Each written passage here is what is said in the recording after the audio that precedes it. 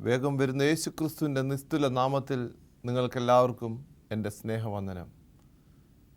കർത്താവിൽ പ്രിയരെ, അനുഗ്രഹിക്കപ്പെട്ട ഈ വചന ശുശ്രൂഷയിൽ നിങ്ങളേവരെയും ഞാൻ സ്വാഗതം ചെയ്യുന്നു. കാൽവറിയിലേക്കുള്ള ഒരു തീർത്ഥയാത്രയുടെ പങ്കാളിയായിത്തീരുവാൻ ദൈവം എന്നെയും നിങ്ങളെയും ഇടയാക്കിയ കൃപയ്ക്ക് നമുക്ക് ദൈവത്തെ സ്തുതിക്കാം. കർത്താവിൽ പ്രിയ ദൈവജനമേ, നമ്മുടെ കഴിഞ്ഞ കാല ജീവിതങ്ങളെ നാം ഒന്ന് സ്വയം വിലയിരുത്തുമ്പോൾ നാം ദൈവത്തോടൊപ്പം ആയിരുന്നോ അതോ സാത്താൻ്റെ പ്രവണതയിൽ, സാത്താൻ്റെ മോഹങ്ങളിൽ അകപ്പെട്ട് നാം സാത്താൻ്റെ പക്ഷത്തായിരുന്നോ എന്നൊരു ചിന്ത നമ്മെ ഭരിക്കും. എന്നെ ശ്രദ്ധിച്ചുകൊണ്ടിരിക്കുന്ന ദൈവത്തിൻ്റെ ജനമേ, കാൽവറിയിലേക്ക് ഒരു തീർത്ഥയാത്രയുടെ ഭാഗമായി തീരുമ്പോൾ നാം ആയിരിക്കുന്ന അവസ്ഥയിൽ ജഡിക മോഹങ്ങളിൽ പാപം നിറഞ്ഞ അവസ്ഥയിൽ നാം ആ യാത്ര തുടരുവാൻ സാധിക്കുകയില്ല. പാപഭാരത്താൽ നാം പ്രയാണം ചെയ്യുകയാണെങ്കിൽ കർത്താവിനോടൊപ്പം അവൻ നമുക്ക് വേണ്ടി കരുതിയിട്ടുള്ള ആ വാസസ്ഥലത്ത് എത്തിച്ചേരുവാൻ സാധിക്കത്തില്ല. അങ്ങനെയെങ്കിൽ പ്രിയ ദൈവജനമേ, ദൈവമക്കളാകുന്ന നാം ഓരോരുത്തരും ആ പ്രയാണത്തിലായിരിക്കുമ്പോൾ വെറുക്കേണ്ട ചില കാര്യങ്ങൾ, ഉപേക്ഷിക്കേണ്ട ചില കാര്യങ്ങൾ, എന്നേക്കുമായി ചെയ്യുകയില്ല എന്ന് ദൃഢനിശ്ചയമെടുക്കേണ്ട ചില വസ്തുതകളുണ്ട്. അതെന്താണെന്ന് നമുക്ക് ചിന്തിക്കാം. വിശുദ്ധ വേദപുസ്തകം നാം പഠിക്കുമ്പോൾ അപ്പോസ്തലനായ പൗലോസ് റോമർക്ക് എഴുതിയ ലേഖനം 13-ാം അധ്യായത്തിൻ്റെ 12-13 വാക്യങ്ങൾ നാം പഠിക്കുമ്പോൾ പ്രിയ ദൈവജനമേ, അവിടെ നമുക്ക് കാണുവാൻ സാധിക്കുന്നത്, അതുകൊണ്ട് നാം ഇരുട്ടിൻ്റെ പ്രവർത്തികളെ വെച്ച് കളഞ്ഞ് വെളിച്ചത്തിൻ്റെ ആയുധവർഗം ധരിച്ചു കൊള്ളുക. പകൽ സമയത്ത് എന്ന പോലെ നാം മര്യാദയായി നടക്ക. വെറിക്കൂത്തുകളിലും മദ്യപാനങ്ങളിലുമല്ല, ശയനമോഹങ്ങളിലും ദുഷ്കാമങ്ങളിലുമല്ല, പിണക്കത്തിലും അസൂയയിലുമല്ല. ദൈവത്തിന് സ്തോത്രം. അതുകൊണ്ട് നാം ഇരുട്ടിൻ്റെ പ്രവർത്തികളെ വച്ച് കളഞ്ഞ് വെളിച്ചത്തിൻ്റെ ആയുധവർഗം ധരിച്ചു കൊള്ളുക. ദൈവത്തിന് സ്തോത്രം. ഇരുട്ടിൻ്റെ പ്രവൃത്തിയെ വെച്ച് കളയുക അല്ലെങ്കിൽ ഉപേക്ഷിക്കുക. എന്താണ് ഇരുട്ടിൻ്റെ ഈ പ്രവൃത്തികൾ? കർത്താവിൽ പ്രിയ ദൈവജനമേ, അന്ധകാര ശക്തി സാത്താനാണ്. ഇരുട്ടിൻ്റെ പ്രവൃത്തികൾ കൊലപാതകം, പിടിച്ചുപറി, മോഷണം, അങ്ങനെ ദൈവം വെറുക്കുന്ന ചില വസ്തുതകളുണ്ട്. അങ്ങനെ ആ സാത്താൻ്റെ പ്രവണത, സാത്താൻ്റെ മോഹങ്ങൾ, സാത്താൻ്റെ പ്രവർത്തനങ്ങളിൽ അകപ്പെട്ടിട്ടുണ്ടെങ്കിൽ അതിനെ വെച്ച് കളയുവാനാണ് ഇന്ന് ദൈവം നമ്മോട് ആഹ്വാനം ചെയ്യുന്നത്. അതിനെ ഉപേക്ഷിക്കുക മാത്രമല്ല, വെളിച്ചത്തിൻ്റെ ആയുധവർഗം ധരിച്ചു കൊള്ളുക. എന്താണ് വെളിച്ചം? കർത്താവായ യേശുക്രിസ്തു പറയുകയുണ്ടായി, ഞാനാണ് ലോകത്തിൻ്റെ വെളിച്ചം. I am the light of the world. സങ്കീർത്തനക്കാരൻ പറയുന്നത്, നിന്റെ വചനം എൻ്റെ കാലിന് ദീപവും എൻ്റെ പാതയ്ക്ക് വെളിച്ചവുമാകുന്നു എന്ന്. കർത്താവിൽ പ്രിയ ദൈവജനമേ, യേശുക്രിസ്തുവിനെ ധരിച്ചു കൊള്ളുക. ദൈവവചനം പഠിക്കുക. ദൈവവചനം ഗ്രഹിച്ച് അത് ജീവിതത്തിൽ ഉൾക്കൊള്ളുക.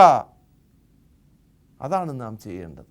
ഇരുട്ടിൻ്റെ പ്രവൃത്തിയെ വെടിഞ്ഞ് കർത്താവായ യേശുക്രിസ്തുവിൻ്റെ വെളിച്ചത്തിൻ്റെ ആയുധവർഗത്തെ ധരിച്ചു കൊള്ളുക. രണ്ടാമത് നാം പഠിക്കുമ്പോൾ യാക്കോബ് എഴുതിയ ലേഖനം 1-ാം അധ്യായത്തിൻ്റെ 21-ാമത്തെ വാക്യം പഠിക്കുമ്പോൾ നമുക്കവിടെ കാണുവാൻ സാധിക്കുന്നത്, ആകയാൽ എല്ലാ അഴുക്കും ദുഷ്ടതയുടെ ആധിക്യവും വിട്ട് നിങ്ങളുടെ ആത്മാക്കളെ രക്ഷിപ്പാൻ ശക്തിയുള്ളതും ഉൾനട്ടതുമായ വചനം സൗമ്യതയോടെ കൈക്കൊള്ളുവീൻ. ദൈവത്തിന് സ്തോത്രം.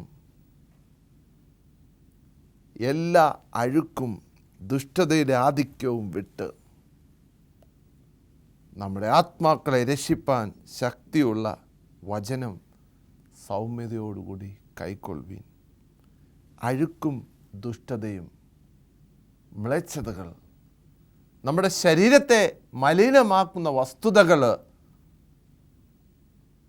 അത് പലതുമാകാം.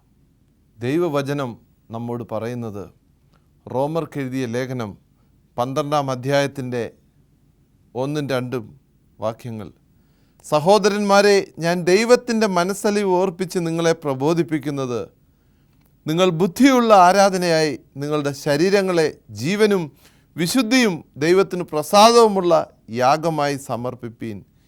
ഈ ലോകത്തിന് അനുരൂപമാകാതെ നന്മയും പ്രസാദവും പൂർണ്ണതയുമുള്ള ദൈവഹിതം ഇന്നതെന്ന് തിരിച്ചറിയേണ്ടതിന് മനസ്സ് പുതുക്കി രൂപാന്തരപ്പെടുവീൻ. നമ്മുടെ ശരീരങ്ങളെ ജീവനും വിശുദ്ധിയും ദൈവത്തിന് പ്രസാദവുമുള്ള യാഗമായി സമർപ്പിപ്പാനാണ് ദൈവത്തിൻ്റെ വചനം ഇന്ന് നമ്മോട് പ്രബോധിപ്പിക്കുന്നത്. ആകയാൽ സർവ്വവിധമായ കോപം, ക്രോധം, ഈർഷ്യം, ഭൂഷണം, ആധിക്യവും ഇവയൊക്കെയും വിട്ടൊഴിവീൻ. സദൃശ്യക്കാരൻ നമ്മോട് വ്യക്തമായിട്ട് പറയുന്നുണ്ട്, എല്ലാ കലഹത്തിൻ്റെയും കാരണം കോപമാണ്. ദൈവത്തിൻ്റെ ജനമേ, നാം ഒന്ന് ഗ്രഹിക്കണം. നാം ഒരു വഴക്കിൽ, ഒരു തർക്കത്തിൽ, ഒരു ഏറ്റുമുട്ടലിൽ അകപ്പെട്ടിട്ടുണ്ട് എങ്കിൽ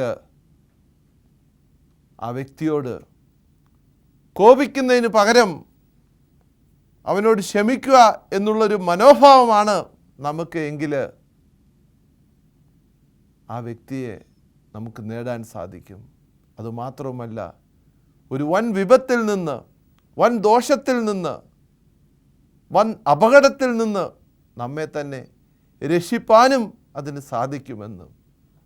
ആകയാൽ ക്രിസ്തുവിൽ നാം ആയിരിക്കുമ്പോൾ, ദൈവത്തോടൊപ്പം പ്രയാണത്തിലായിരിക്കുമ്പോൾ, സർവ്വവിധമായ കോപം, ക്രോധം, ഈർഷ്യം, ഭൂഷണം, ആധിക്യവും ഇവയെല്ലാം നാം ഉപേക്ഷിക്കേണ്ടതാണ്, വെറുക്കേണ്ടതാണ്.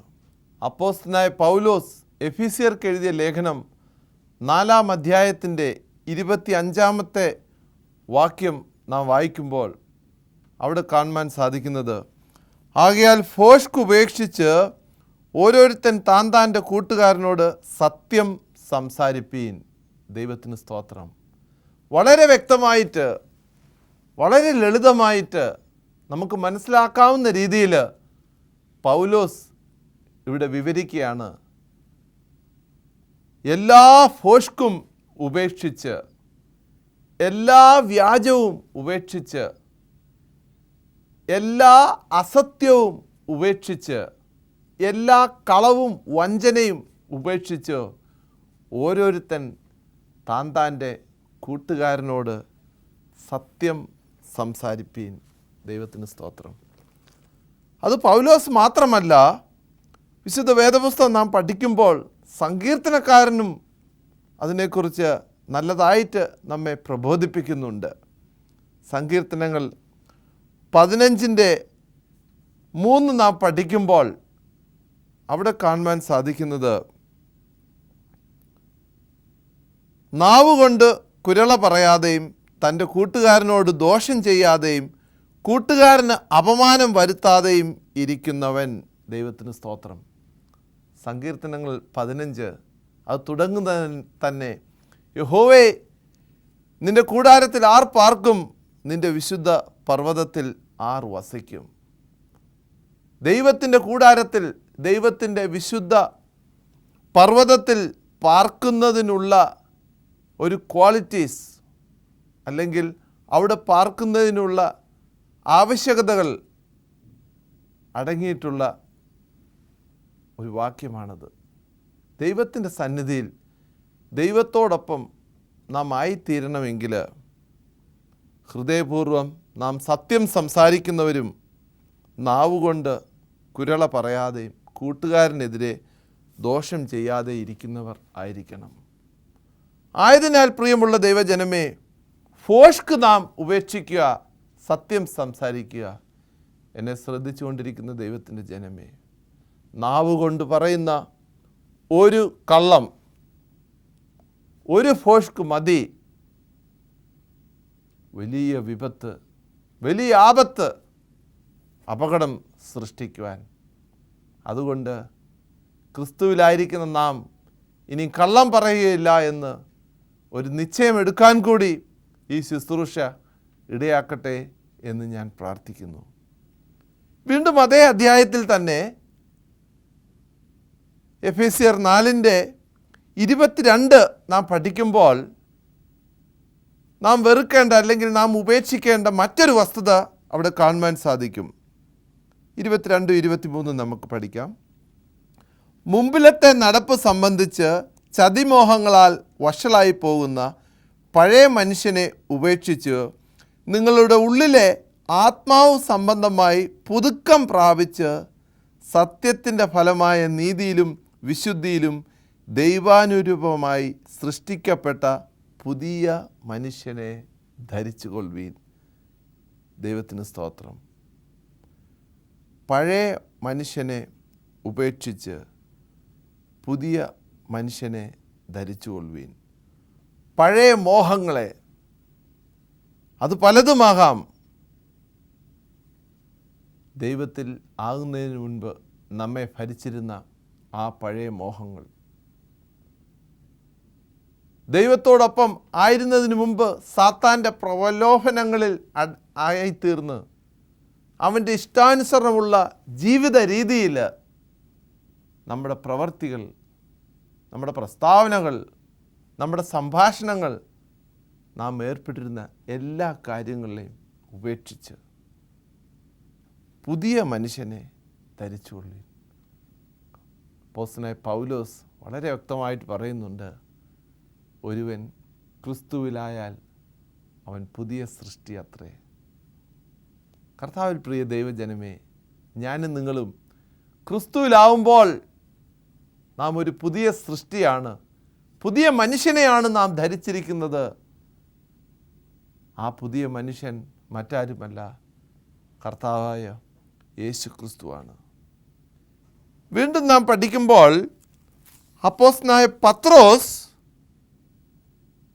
1 പത്രോസ് 2:1-2 പറയുന്നത് എന്താണെന്ന് നമുക്ക് പഠിക്കാം.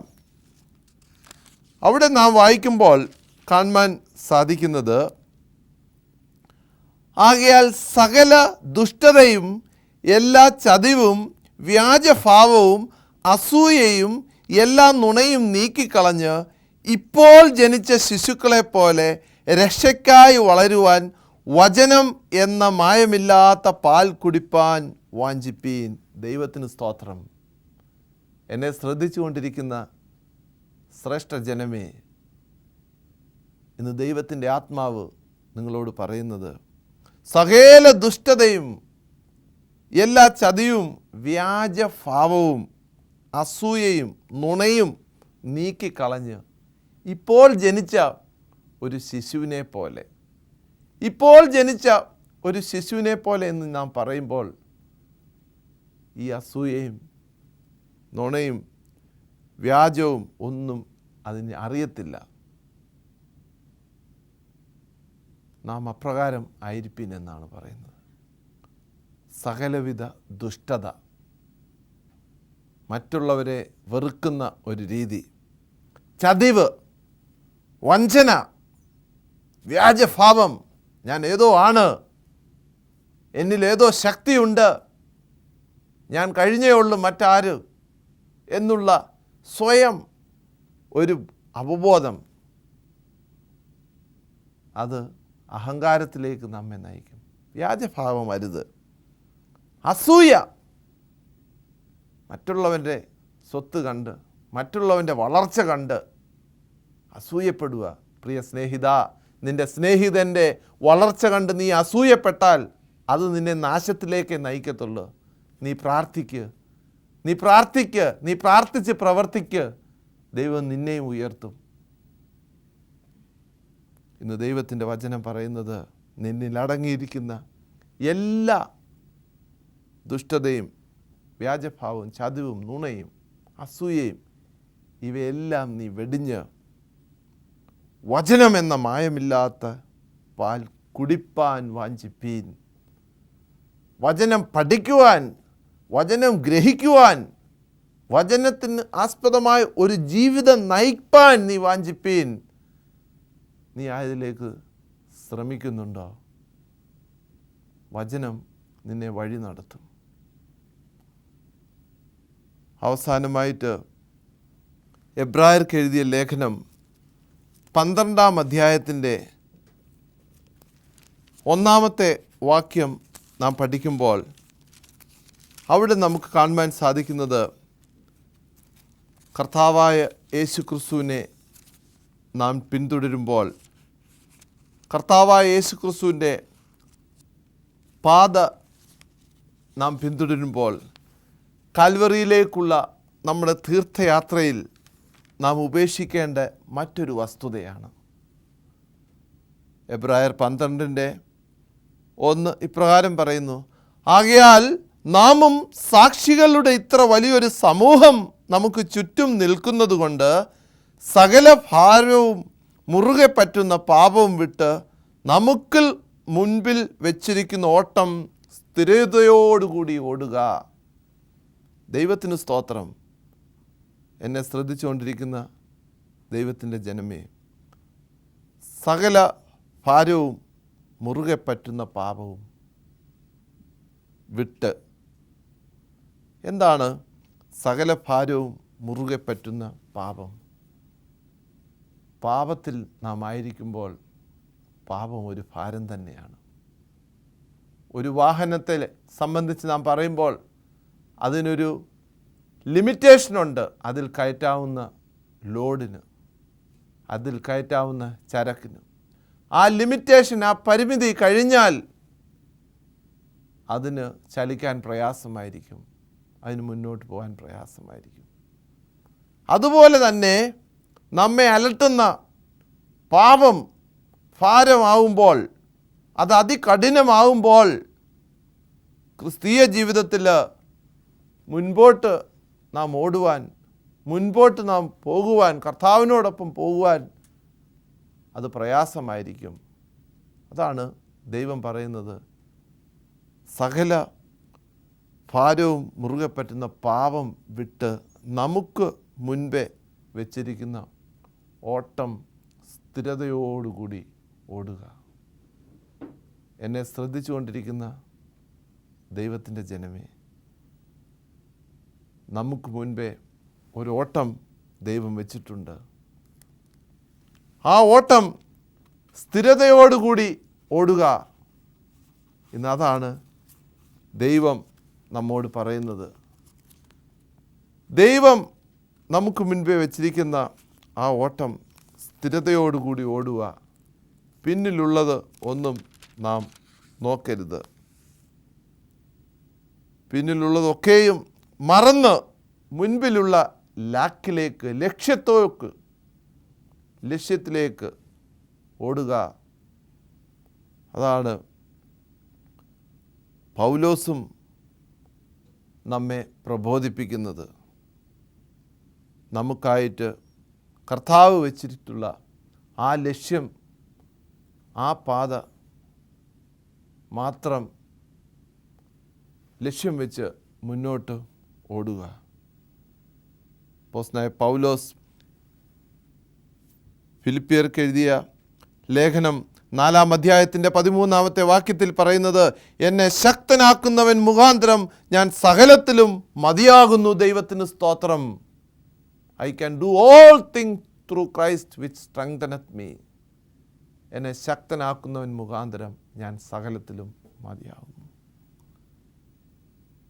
കർത്താവായ യേശു ക്രിസ്തു എന്നെ ശക്തനാക്കുന്നതുകൊണ്ട് എന്നെ ഫലമേൽപ്പിക്കുന്ന, എന്നെ ഭരിക്കുന്ന സകല പാപവും ഭാരവും ഇരുട്ടിൻ്റെ പ്രവൃത്തിയും അന്ധകാരവും കോപവും ഫോഷ്കും പഴയ മനുഷ്യനെ ഇതിനെല്ലാം ഉപേക്ഷിച്ച് പിന്നിലുള്ളതൊക്കെയും മറന്ന് മുൻപിലുള്ള ആ ലാക്കിലേക്ക് എനിക്ക് ഓടുവാൻ സാധിക്കും. എന്നെ ശ്രദ്ധിച്ചുകൊണ്ടിരിക്കുന്ന ദൈവത്തിൻ്റെ ജനമേ, കാൽവറിയിലേക്ക് ഒരു തീർത്ഥയാത്രയിലാണ് നാം.